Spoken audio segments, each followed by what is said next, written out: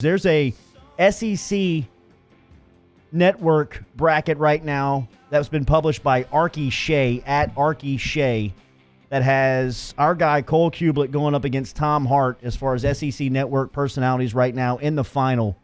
I've cast my vote for our guy. I'm loyal to Cole. Love Tom Hart. This is a tough decision, I know, for the crew as we've spoken it out loud. But, Cole, how you feeling on this championship Friday? I don't feel great. I'm going to be honest with you. And here's why. Tom Hart, you give him credit for being maniacal, diabolical, the evil genius that he is. He has aligned himself with Big Blue Nation. And listen, I don't blame him for this. This is one of the most passionate fan bases in all sports, not just collegiate sports. But I like to think that I appeal to more than one fan base.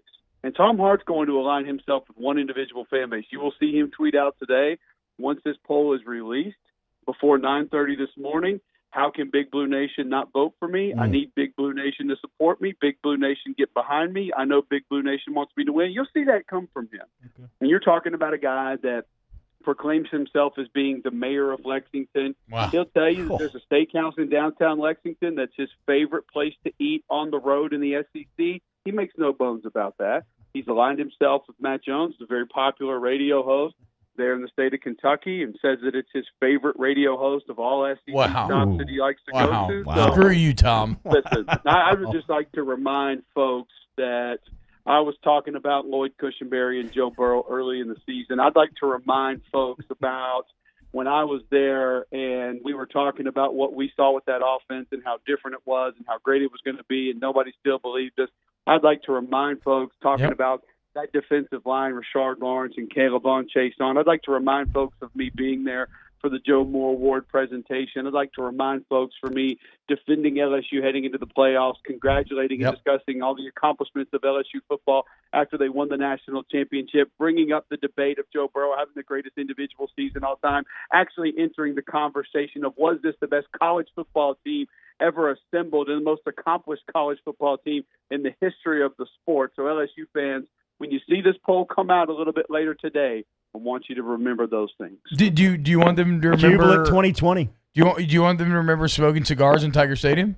Easy, bro. This is what I want LSU fans to do. Actually, I do, T-Bob. I do. I want LSU fans to remember that.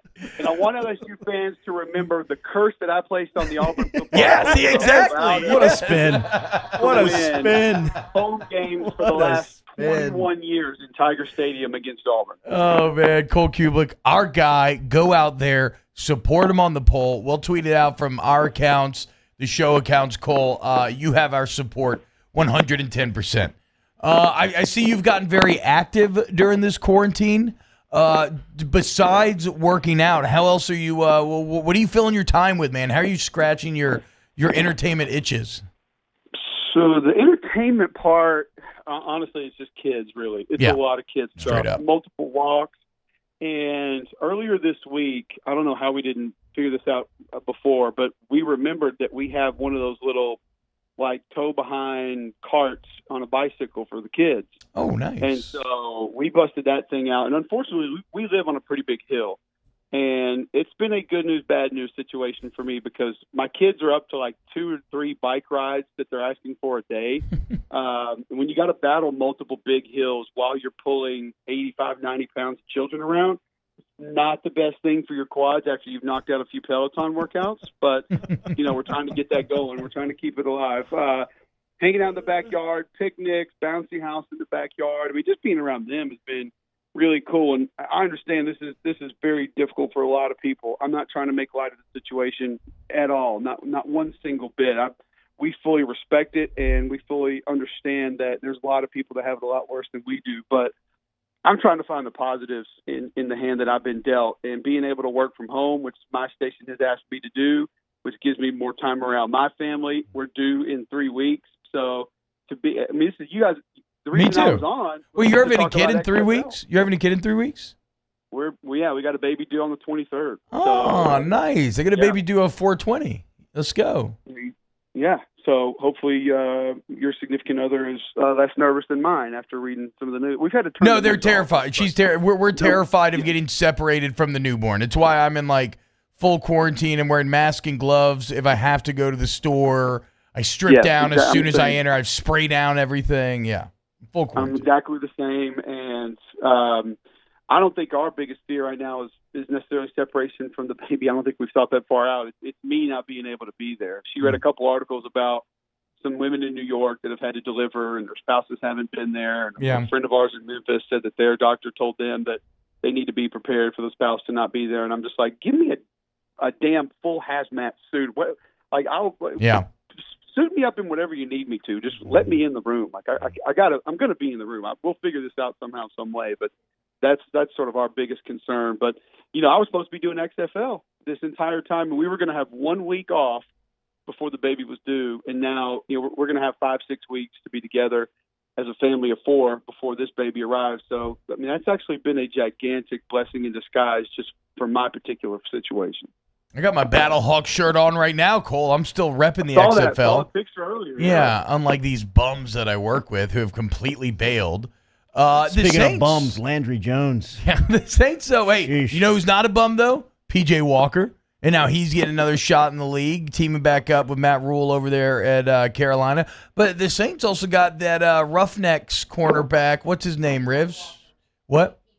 No, cornerback. The Saints picked up the what's his name? Cole, do you know? Do you know anything about him? I was trying to go not somewhere to put with you this. on the spot. Yeah, or anything. I know. Sorry, Rob. I mean, this question kind of went awry as soon as it began. Shout out to all the guys who made the jump from the XFL though to get a new shot to the league. But no, there's a bunch. Jordan Ta'amu, St. Louis quarterback, is going to get a shot with the Chiefs. The Steelers have signed 3 XFL guys to come in and be in camp. Now these guys aren't all going to make teams, and so I think a lot of people will look at it and say, "Oh, panic button for XFL. They're losing all their guys." Well, it's not necessarily the case, as we know. A lot of these guys will go through camp. They won't be eligible for practice squad, so they'll have the opportunity to come back to the XFL next year. You hope that some of them make it. I mean, I think if P.J. Walker and Jordan Ta'amu are on the active rosters this fall, that's great for the XFL. Yes, you remove 2 very talented individuals, 2 guys that have been a lot of fun to watch, but I mean, what does that do for the perception of the league? What does that do for all the guys that are coming up playing college football and they're going to be playing college football and how they view what the XFL could mean to them? I think it'd be nothing but a huge positive if those guys are on teams, especially like a P.J. Walker. If he finds a role on that team and if he finds a way to just be involved, whether it's short yardage, red zone, or some kind of hybrid flex player where he moves around, that's going to be huge for the XFL. What is the potential of college football season being affected by this as we speak on March 27th? I don't even like to discuss it or talk about it or think about it, but I did see some of the quotes coming from Kirk Herbstreit and him saying that he feels like it's doubtful right now. I said on our show on Jocks this week that I've tried to kind of tell our listeners, like, you guys need to understand we are much closer to this season being greatly affected than any of us want to believe or imagine or even consider. And by saying that, I don't mean that it's going to be shut down or canceled, but when you start talking about July 1 or July 15 as being return dates for college football players, that's just to campus. You're playing with fire right there, and you're taking a huge gamble on player safety, on what the season's going to look like, who's going to be prepared, what they're really going to be capable of doing, and that's dangerous in my opinion. So I think we're much closer. I'm not going to say canceled yet, but as far as the season being greatly affected, as in having to move around a little bit or maybe having a couple of games taken away, I think that's probably 60-70% chance of happening right now, in my opinion. Wow. I mean, just thinking about the potential of Texas coming into LSU week 2 and that game, best case scenario, being played in front of no fans. We all want that game. Yeah. We all want that game. Everybody wants that game. So I don't know how you couldn't want that game, but it's, I think the good news is for college football, there is some room for movement. I mean, think about what comes after Championship Saturday. We've got like 2-3 weeks, just a complete dead period, right? I mean, there's nothing there. So if we needed to move the season back a week or 2, it's not going to be problematic. There's not going to be a big issue with that because let's be honest, some of those bowl games that start right away, none of the teams on Championship Saturday are going to be playing in those bowl games. So even if there's a bit of an overlap with that, that's not a big deal at all. And then I think if you needed to sort of negotiate and move some things around early, like if you needed to add I think one thing that needs to be looked at for sure is moving the season back a week, trying to move championship Saturday back a week, and giving these guys an extra bye week.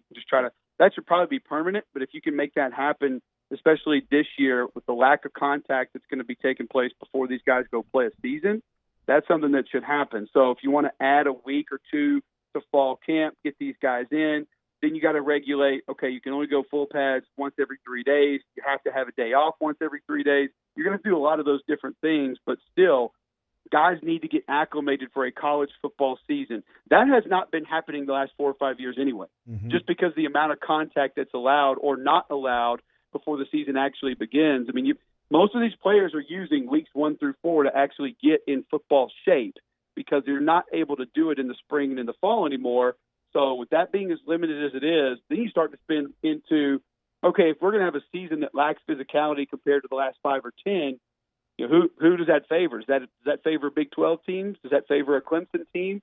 Teams that throw it around a little bit, and then not having spring ball. Who's that going to affect the most? I mean, think about Mississippi State and putting in a completely different offense, but not only putting that offense in, but the fact that everybody's had this extra time to go scout it, and now they won't have as big of an issue transitioning to defend it. So it's going to be a very weird season no matter how we spin it right now. Cole Cubelic, Conversations each week brought to you by our friend Tex Morris over at Edward Jones Jefferson Highway, former Auburn standout baseball player, Auburn grad, and a fine supporter of Off the Bench, and bringing us our weekly Conversations with Cole. Cole, stay healthy. Thanks for checking in, man. Hey, enjoyed it, guys. Look forward to doing it again soon. Yes, sir. All right, Cole, take it easy, man.